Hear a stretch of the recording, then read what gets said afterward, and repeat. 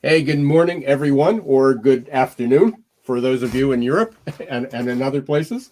So, hey, welcome, Dorothy Dalton, to the Crazy Shift Show, which we are living in at crazy times. Appreciate you being here. Hey, before we get started, just want to do a couple announcements here. For anyone who is a member or subscribed to Googlization Nation, appreciate you being here.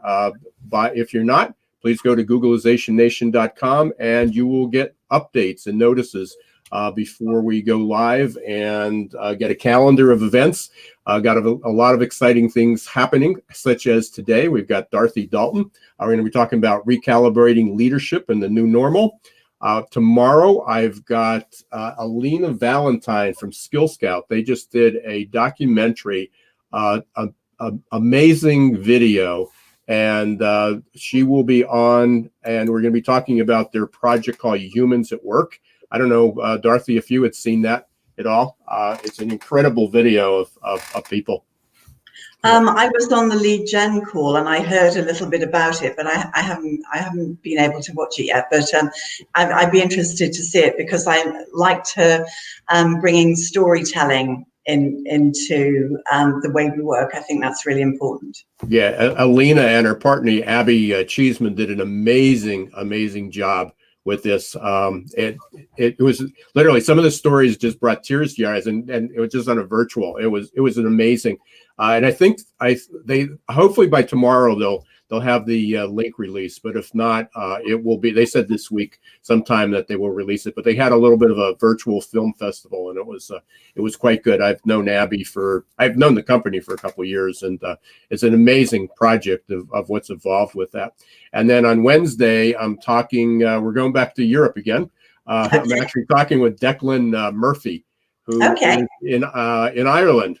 Yeah, he sounds Irish, yeah. Yeah. And we're going to be talking about the digitalization of HR.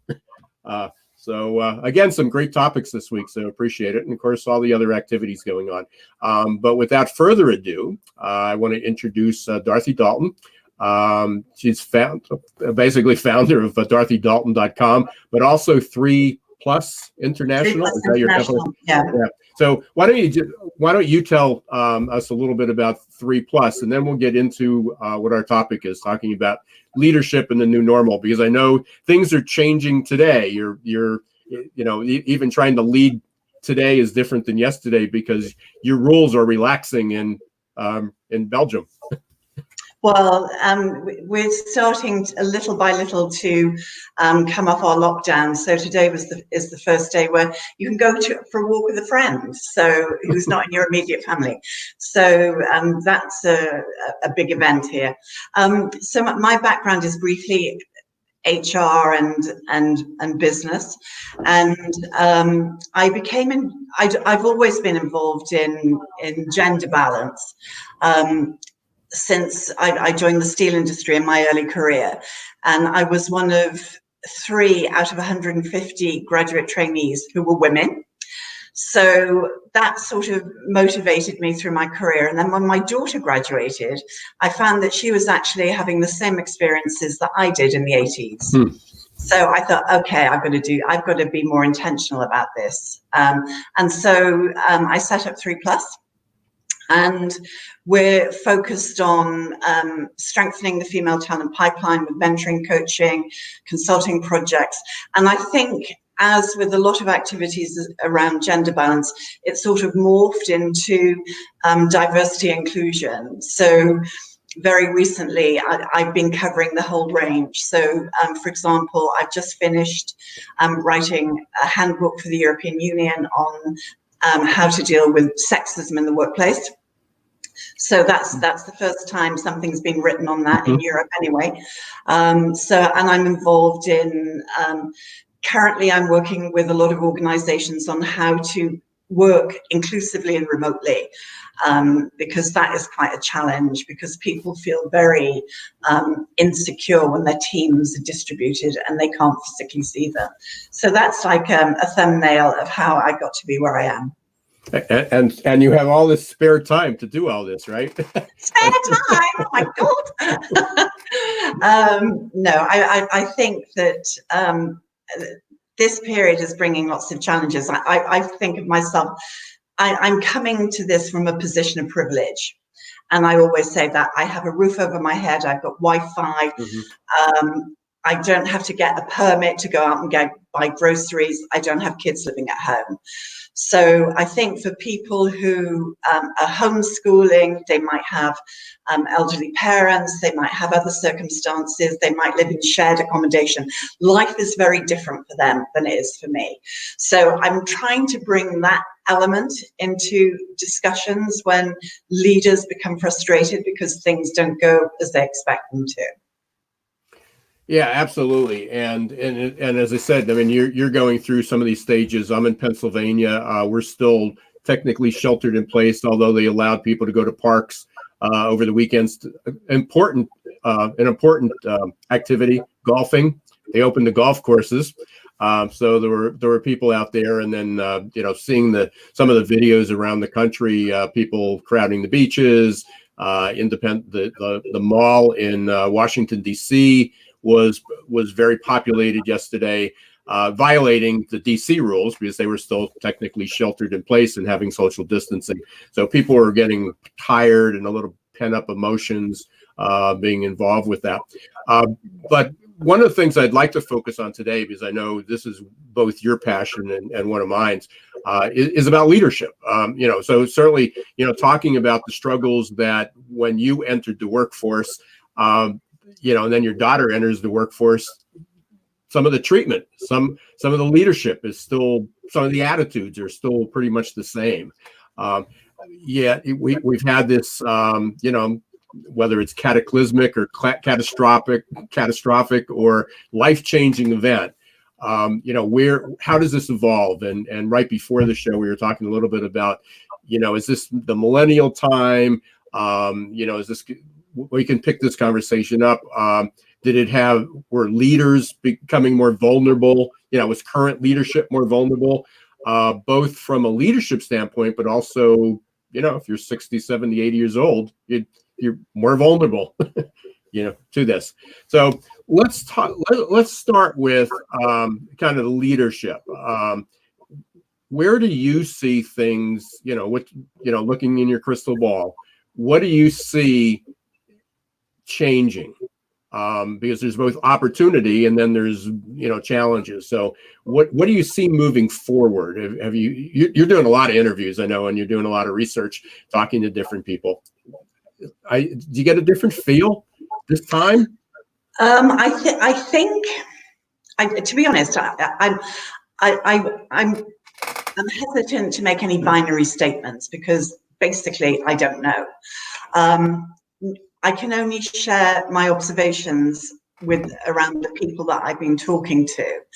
And I think one of the things that I've noticed is that overall, there is a feeling of people being more willing to express vulnerability, that they are willing to put their hands up and say, I don't know. And the point is that none of us know, because none of us have done this before. And last week I was speaking to some CHROs and just working on best practices for staggered work, for the returning to work. And this is something that nobody has done before, really. So we're all trying to work together to find out best practices. I find that people are very open to sharing. And one CHRO said to me that when I said, what's been the standout thing for you? And she said the importance of yellow marking tape. And what I've noticed is that, leaders can have these big whiteboarding and vision statements, but actually it's drilling down to the small everyday behaviors that now can actually make a difference in terms of life and death. And that's not exaggerated. So, you know, it's about even making car parks, you know, cutting off half the car park space, staggering start times. You know, do you give your employees taxi vouchers, or do you have them come on public transport? Most people are only starting 10 to 30% at one time. You know, how do you socially distance them or physically distance them? You know, mark up elevators and lifts, you know, put strips of yellow tape everywhere, have hygiene posters on all the walls. So, I mean, we're going through a massive change to behaviors in our workplace, and nobody's quite sure how that is going to work. And I went out on Saturday for the first time with a proper face mask on and surgical gloves, and it is really uncomfortable. So I think that we're going to have to make a lot of adjustments. We're going to have to be very tolerant and patient and forgiving. And I think we have to be able to say how we are, and not pretend that everything's okay all the time. And I think that's really important for leaders, that they can also say, hey, you know, I'm struggling a bit with this. So that's the change that I've noticed. Yeah, this was an interesting image. And again, if you see me looking around, I'm not checking my emails and sending texts and doing things. I'm doing two things. We're really active on LinkedIn today. We've had a lot of comments. People are agreeing with us. So thanks, everyone. Denise and Bev and Debbie and Yael and a lot of people that we know. So this is great. And if you do have any questions, shoot them our way. Let us know how we're doing. But I found this the other day. I thought this was pretty cool. It's from Cushman and Wakefield. And it was about their new corporate spaces. So property management in the large areas. I don't know if it'll just, you can see how it displays here. But this was the design. And let me see if I can do this. There was another image I had here. Let me just see here. Apologize while we're doing. There we are. Okay. So this was an example of what the new design was, and that there's going to be these 6-foot perimeters around us, and these are where the desks would look like. And then you can see there's little plastic shields here, and they talked about the one-way traffic going in and out. Yeah, you know, be able to do that. The little discs that, you know, these little standing discs will be all over the place, like in an elevator, at a restroom, in the lunchroom. You know, to basically have those 6-foot discs. So I thought that was it was a good visual to have, because we talk about doing this, but you know, and again, this gets back to leadership. It's so complicated because people, when we start thinking about, and I know Jason Averbook was talking about this the other day as well, and I that's all I've been talking about on all these interviews is, so the employee knocks on, you know, comes to work. So you have to have expanded space in your parking lots. They walk up there. You have people 6 foot in line. Somebody's taking the temperature. So if they pass, I mean, if they're okay, and the laws may be a little different here than overseas and in different areas. But with HIPAA, you know, with our healthcare privacy laws, if someone has a temperature, they have 102 temperature, how do you notify them if they're standing in line? Because if you pull them out, you've violated their privacy. And so while our government, the U.S. government, says you are now able to take the temperature of employees, because it's part of that process for public safety, they didn't lax the laws on the HIPAA, on the privacy. So that means there's going to have to be tents or something out there to protect people. What happens when they get in the building? Which way do they go? You know, everybody used to go and run right for the coffee to the lunchroom. How does that happen? Do you not have coffee? Do you not have that there now? I mean, little things that people just haven't considered. So the complexity of this, and I'm not sure that, you know, we talked before. My talk on the TED Talk. My TED Talk was about VUCA, you know, volatile, uncertain, complex, and ambiguous. And how do you make change for work for you? And leaders, I mean, people were struggling with uncertainty, with complexity and ambiguity. And now overnight, that's our life. Yeah, and I think what I find really interesting about it, and this is a space that I like to be, it's making the macro micro. So, you have all of these leaders, churning out stuff about employee engagement and, workplace culture, all of these things. But basically, it's about small individual behavioral change and the impact that that could have if it goes wrong. So, you've got to get everybody's buy-in. Everybody has to cooperate. I think that we don't have it in Europe, but I know that it's happening in the States where people are being offered bonuses to go into work. And yeah, it started here too, yeah. And that they may have some underlying issue, and because your health insurance isn't the same as it is in Europe, they're very vulnerable.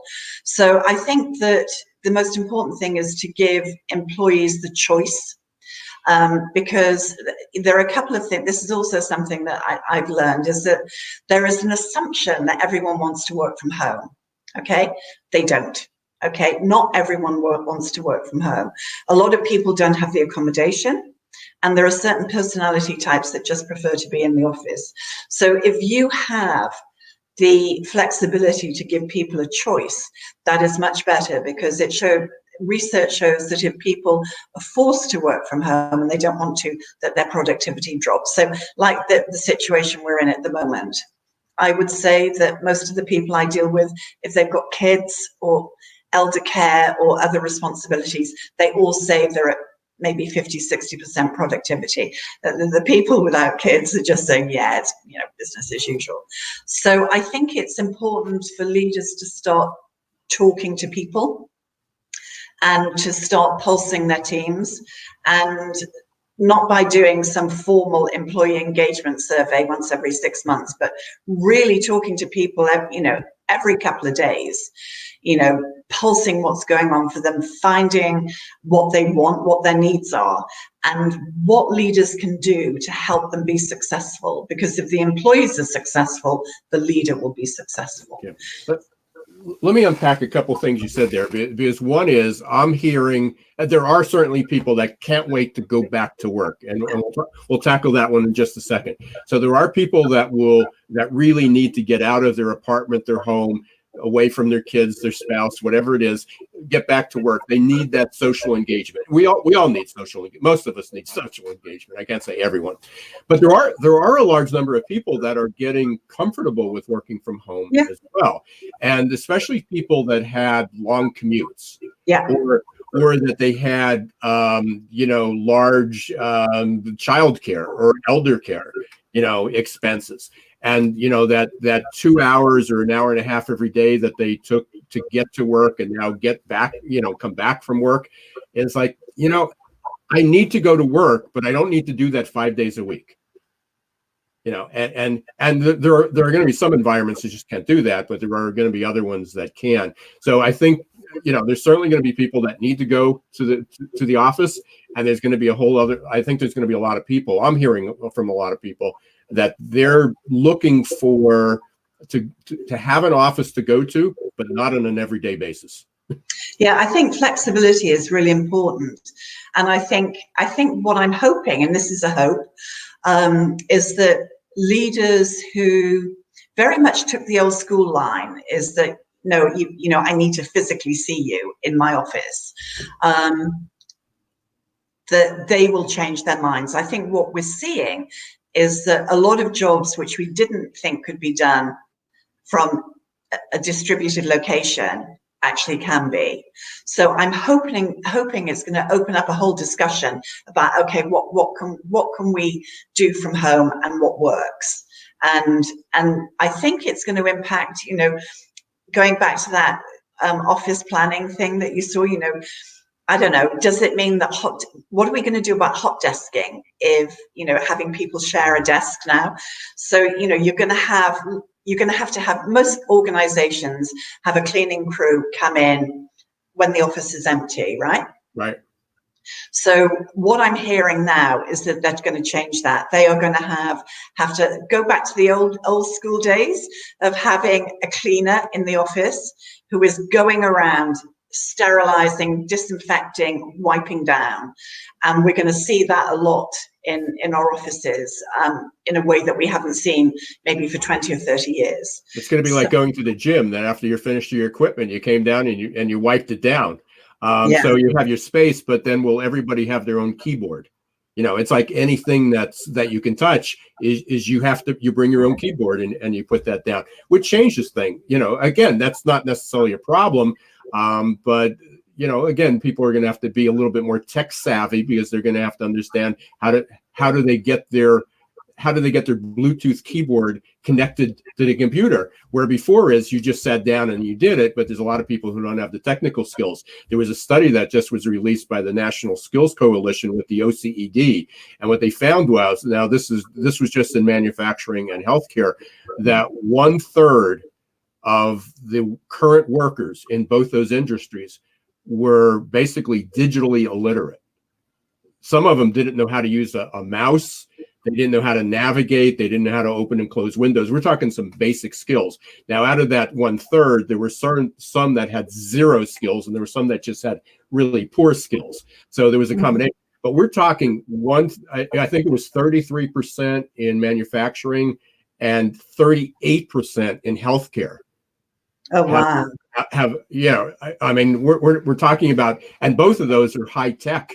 You know, it's no longer that manufacturing is just the manual labor that is like, oh, that doesn't surprise me. They're high tech positions. So that's a challenge, you know, with the skill gap.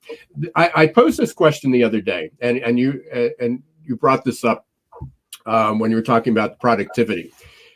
The norm of productivity there was an assumption that productivity at home wouldn't be as good as working in the office together.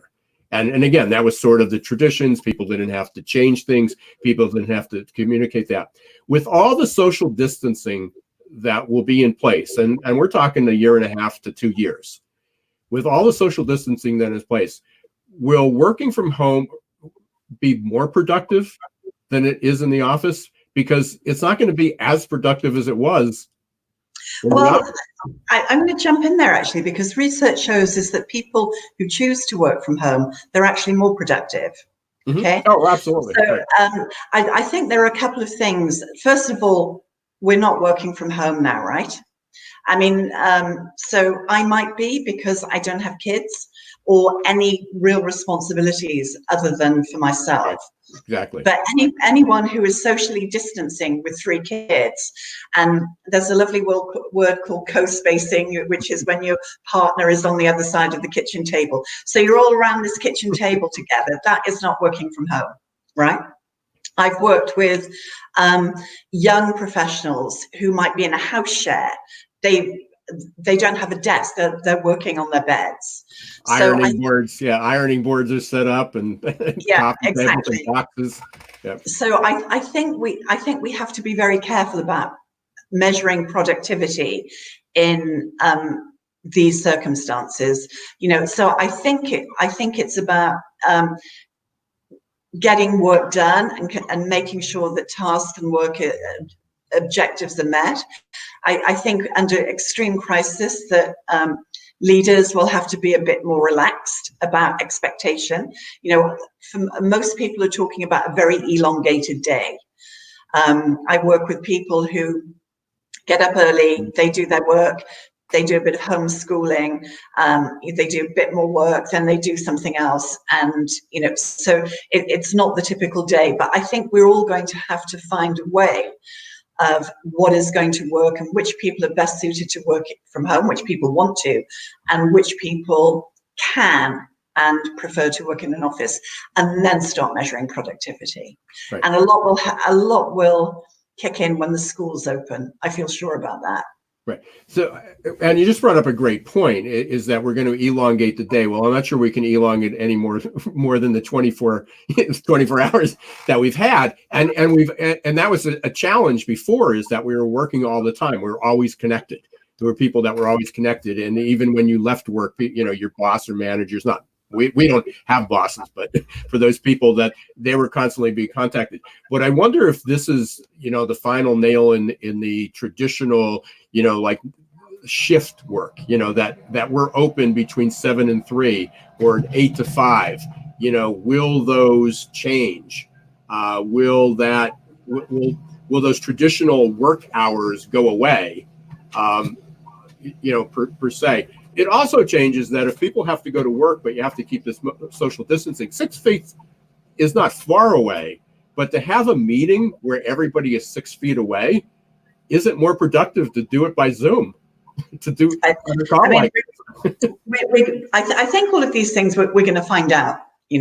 I don't think anybody knows, and I think that workplaces, office workers generally, not always, but officially worked, I'm saying 9 till 5, 8 till 6, whatever. They had a fixed hour day, right? But if you are staggering people and you've got can only bring in a third of your workforce, and you decide who can come into work, who wants to come into work, then what are you going to do with all these people? I mean, you might have to find yourself even running shifts for office workers. So people who didn't work shifts may have to, previously may have to work a shift if they go into the office. Will it be better that everyone works from home? What will happen to commercial real estate and all the businesses that service, office complexes and business district? So I think there is so much out there that we just do not know at the moment. Even as basic as you're talking, all these ideas keep going through my head, is talking about essential versus non-essential workers. That was a legal description. That was that was basically a description to develop to protect the rights of people, but and also public health safety. But essential, you can have a non-essential worker that's essential for the business. And again, it just didn't meet that classification from a public health safety standpoint or from a legal standpoint, because even and this was about 2 or 3 weeks ago, the CHRO from IBM, Lynn, I forget, I just had a brain freeze of what her name was. They have 350,000 employees, and they're at the forefront of the workforce development, especially with Watson and analytics. And she said the one thing that they realized on the day that they sent everybody home, they did not know who their essential and non-essential workers were. And they're going to find out, Oh, they did real quick. and certainly what we're finding out in our wider cultures is a lot of people that have been traditionally classified as low skill and low paid are actually the ones that are holding things essential together. Right. So low skill and essential, that equation between essential and low skill is is that going to change our cultural mindset? So we're in this melting pot at the moment, and one of the things that I want to hope that I can be part of is influencing the sort of the leadership style, and that we don't default to command and control, and that is what I'm hoping for. And that's the perfect segue. It's exactly where I wanted to go. So thanks for reading my mind. What are you advising, or what should leaders be doing now? What's the new skill sets that they need to develop, or they need to acquire? Some need to acquire them, and some need to develop in others. That's different now. I mean, what do they need to do differently? Well, I think it's quite interesting. It's the World Economic Forum did skills for 2020. I don't know if you saw it. They did 2015 versus 2020. Right. And all the skills needed for 2020 were all soft skills. Mm-hmm. And so I find that immensely interesting. And I think that when I was looking at that at the beginning of 2020, I actually didn't expect that we would have to start really pushing that so soon. And what we're seeing is that the leaders for whom that comes naturally and who have been working on that basis for some time seem to be the ones that are most successful in dealing with this crisis. Now, a lot of writers have attributed that to a female style of leadership. Right. I'm not a fan of that term. I don't like to gender stereotype leadership skills. I think there are certain skills. We're also seeing men who are adopting the same leadership style. So I think it's a leadership style around transparency, collaboration, cooperation, integrity, all of these flexibility, all of these lovely soft skills. And, you know, the ones that are, you know, talking about making war analogies and dominant, we'll kill this, we'll do that, that is not working. So my hope is that as leaders are sitting down and saying, okay, how are we going to move forward, that they will become more inclusive. And I've started to see it a little bit with the remote working. And the reason for that is that a lot of senior leaders are now, you know, isolated in their homes. And they are used to having this massive infrastructure around them. So they snap their fingers, the printer goes down, the printer guy comes, right? Right. Well, now they're the printer guy. You know, they get their own coffee. They you know, they do all of these things. So what I'm seeing is a lot more appreciation of what they don't know. And certainly in the work I'm doing with teams about how to work more inclusively remotely is doing a self-assessment of their own leadership style. And most leaders, I was going to say they haven't done it, but they maybe have not done it accurately. You know, they might think they're saying it's super cool and collaborative and low-key and all the rest of it, but actually they're real micromanagers, or they have a certain style. So what I see is they're starting to get feedback. Right. Where do you see where do you see the trust factor in all this? Do you are you sensing that there's I know people are in a time of uncertainty, they're looking for someone they can trust, and we're not getting it from the government officials per se, at least in the US. And again, even if you trust one, then you distrust the other one, and we're getting conflicting messages. So where do you see the trust factor in all this? I think it's critical. I think it's absolutely critical, because people want to feel secure. And I've got a lovely story which I have told before, but I'll tell it again. It was when a leader called one of her people and said, you know, how are you? And this person said, you know, I'm fine, I'm great. And she said, look, none of us are great. You know, it's horrible, it's a mess. Tell me what's really going on for you. And he said, you're right. You know, I've got 2 kids at home, my wife's this, and, you know, I've got my sick mother, and, you know, all the rest of it. Right. So and basically what the guy told me was that actually the tech side of remote working for him had been a disaster, but because his boss was so great, and he really felt that she had his back, then for him it just made a real difference on his perception of that experience. Yeah, and the other day, and I'm going to put this up just to get your comments on it, because this is what you just touched on. I'm working with Dr. Chuck Coker, and he was creating a trust. He's done a lot of work on trust, and he was working on this before the situation, but he identified a couple different areas, and we talked about being more transparent, being more relatable, you know, certainly soft skills there, being more predictable, that people find at least they know what they expect from you. Yeah, that was interesting, because again, it was a level of consistency kind of internally, and then feasibility was judgment. Is really, do people trust your judgment? Did you come up with practical choices in the past, and then what did you do? Did people trust themselves? This was interesting. Did people trust themselves around you did you empower, because I'm going to get this off so I can see your reaction, is that people said, well, I delegated, I empowered people.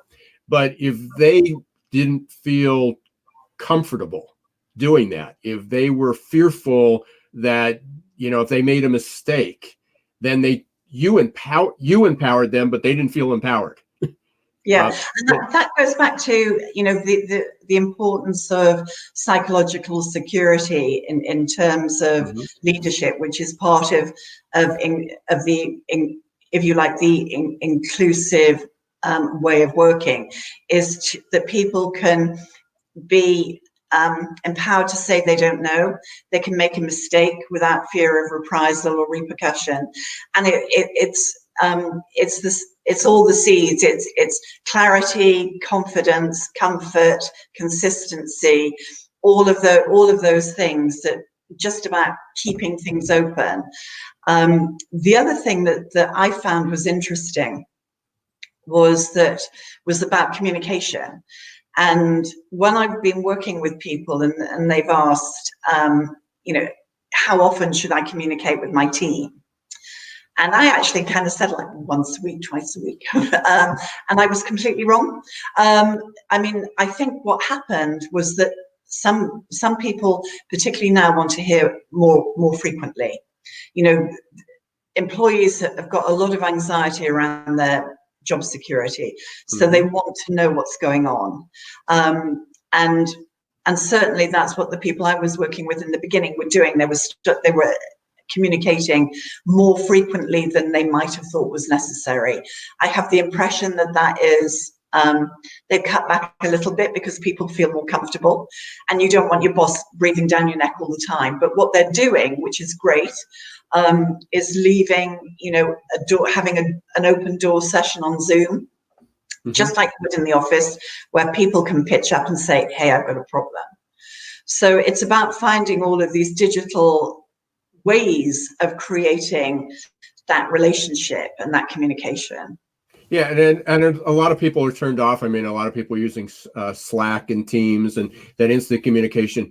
But it's also created that opportunity that if there was a need, if something happened, and I know I belong to a couple Slack channels now. I belonged to one before, and I never tuned into it, but I do now because there's people that they're sharing interesting information. And it allows me, especially in my role, to get a pulse on what's going on. What are the conversations going on out there? But it also, there are times when people just said, listen, I really need help. How do I do this? This shut down. This doesn't work. I'm trying to get in touch with somebody. And again, this ranges from small entrepreneurial consultants, one-man shops, through corporate. So again, these things aren't going away. And I know a lot of times people push back on all this technology and we need to disconnect, and that's not helping to that degree. But there are proper ways to use it and going on. Back to our conversation, by the way, and this came through, again, a couple of people shared this on the chat about emotional intelligence. And that's what we were really talking about. Emotional intelligence is this big umbrella. But for those who aren't familiar with it, emotional intelligence is self-awareness. One is understanding who you are. How do you manage, now that you know who you are, how do you manage your emotions? How can I recognize those same emotions in other people, their behaviors? And then how do I manage those behaviors? What do I do about it? So, but that doesn't solve the problem. Having higher emotional intelligence is one thing, but how do you get there? It's oh yeah, I took a course. I passed the test. It said I was really good at it. Well, that goes back to the other part of it is you could have great emotional intelligence. People don't trust you because maybe you're not that relatable. Maybe maybe you don't adapt well. You're not that chameleon in different situations. And so, it's all of those. There's not one answer, and everybody says, oh, we need emotional intelligence training. Okay, yeah, you do, but that's not the only component. And it was interesting. I don't remember where I heard this, but somebody said there's a big difference, that empathy is showing up everywhere. Every conversation, every article you read, It's Yeah, that, it's getting a bit cliched, actually, almost. Yeah. but people said in this time, it's not empathy that people need, it's compassion. And empathy is is basically standing in someone else's shoes and understanding that sort of the feeling, but that doesn't necessarily transmit compassion. And we may be splitting hairs here, but it was an interesting conversation to make you ponder that, to think about it. I mean, the way I read empathy is it's about understanding what goes on for someone, but being able to step back and make whatever decision that you need to make. Sympathy is, around compassion and sympathizing with them. But I think one of the most important things is being consistent. It's asking the right questions, not making assumptions. And a lot of people will make it, get a piece of information. It's, as you say, it's understanding what your trigger points are and learning. So, okay, why did I react to that? If your pulse rate goes up, what was going on for that? Because it's usually about some defense mechanism, and understanding when people react, that the same thing is going on for them. So leaders actually have got to do their own inner work, and a lot of people haven't had the time to do that. So, if leaders are wanting to do something in this time, it's to really reflect on their own leadership style, understand their triggers, ask questions, don't make assumptions, all of these lovely soft skills, because when they go back to the workplace out of remote, they'll need them even more. And that was, as you were talking about that, another thing triggered in my head. And I thank you for being part of this and having this conversation this morning, because as we talked about being predictable, was one of those 5 factors on trust. Is that I'm wondering how many employees are wondering is, boy, I didn't see that side of my boss before, or that my company was great, but are they wondering what's going to happen when it goes back to, well, we're not going back to normal, but when we go back to that environment, when we return to work, when things get to be a little bit more usual, is that gap in, is this a consistent behavior? Can I trust them now, but will I trust them later? Again, we don't have the answer to that, but hopefully this is a tipping point. And again, going back to emotional intelligence, hopefully leaders are aware of that they acknowledge it's like, well, I've changed, and they see that, and I've got good survey ratings, right now. I think what they have to do, what we all have to do, is, well, what in Europe we call it the traffic light exercise. I think you call it the stoplight exercise in the States, but it's about, okay, let's go back to the drawing board and say, okay, what do we do well and what works? Okay, green. What do we need to tweak and work on? Amber. What can we get rid of, and what do we have to stop? And we can do that about ourselves, and we can do that about our teams, and we can do that about our businesses. And I think one of the things that will happen over the next months is a lot of processes that we've been doing, which had no value at all, and nobody's had time to get around to them for 3 months, they'll go. So I think it's a great opportunity to reboot, to reset, pull the plug out, reboot, and hopefully learn going forward and the lessons that we've gained in this period. Yeah, and across the bottom of the screen, I have scrolling. There's a link. If anybody would like to, we're doing the survey, we're doing the research right now, and we're collecting a lot of data. If anybody would like to do a free trust survey, see where they fall on transparency and relatability. If you'd like to do that, Dorothy, I'll send you the link. Okay, perfect. Yeah. Yeah, and if you want to share that with your network, but anybody who else is out there, you'll immediately, as soon as you complete it, it takes not even 10 minutes. It's a very, very quick survey, just a few questions. But ultimately you'll find where you compare. There's 1,000 or so people that have already done it. So we're getting a little bit of a norm. Basically say, how do you compare it to other people with transparency and relatability? and predictability and feasibility and empowerment. And then there's a little bit of a guide you get with it. And then from that, again, this was being developed before, but trust is such an incredible factor now. We've kept everybody, I kept you here for about 45 minutes, a couple minutes longer than I anticipated. I really appreciate that. I know everybody, you got a busy day. Well, it's nearing the end of your day. Yeah, I'm involved in a mentoring group in the Middle East. So I'm going to hop on to a mentoring webinar. And I appreciate that. What's a kind of a final message? What's kind of final words of advice that you have for people, and understanding that if we bring you back in a month from now, it might change. Yeah, I think we've got to be kind to ourselves. I think we've got to be patient, not just with ourselves, but the people around us. And I think it's okay to say you don't know, because, I'm going to say something a bit stereotypical. It's quite common that particularly male leaders feel that they have to be in charge and all-knowing, and that they have to know what to do. It's actually okay to say, on this, I don't know, and talk to people. So I think we've got, a few months where we're sort of re-examining what's been going on and making plans for the future. We have a great opportunity to restart, and I hope everyone takes that. Yeah, there's a lot of conversations about reset, restart, reboard. The RE you almost put in front of anything. Re-leadership, I guess. I talked about that. It was the title. What I put out there was Recalibrating Leadership.